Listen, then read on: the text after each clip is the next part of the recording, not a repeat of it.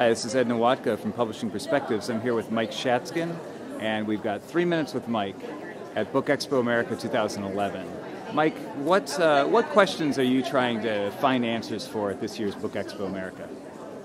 Well, I guess the questions are, or I don't know if they're exactly questions, but what I'm tracking is the reduction of the old trade business, the reduction of the bookstores, chain and independent, and the reduction of the big trade publishers. And this is as good a place as any to kind of measure to what extent they've shrunk in relation to everything else over the course of the last year or two.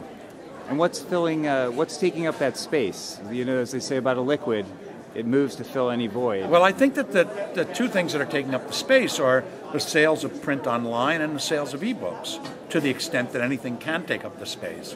I'm not exactly sure they're taking up the whole space, but that's where the business is moving, that the bookstores are losing. Can you give me one or two examples of companies that you're watching that you think are sort of at the vanguard of innovation in this space?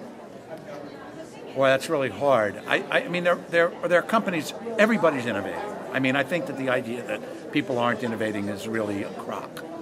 Everybody is trying very hard to figure out things that they haven't done before and to do things that they haven't done before.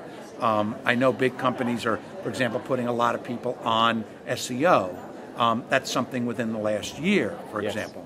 But I think that the companies that are most interesting are those that have their eyes really fixed on the future, and those are really vertical plays like Hay House or like F&W Media, companies that are thinking about audiences first rather than content first.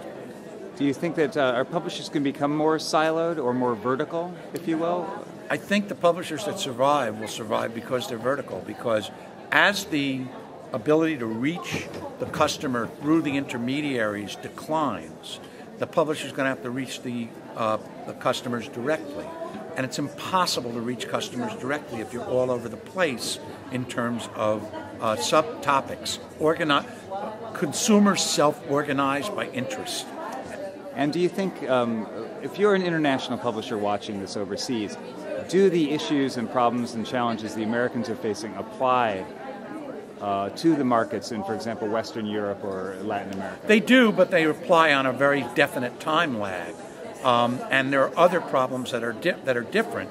I think that outside the English-speaking world, English is going to be the disruptive force ahead of the diminution of bookstores. And in fact, I think that we're going to see that English ebooks, one of the impacts of English ebooks in non-English speaking markets is going to be a crippling of the brick stores.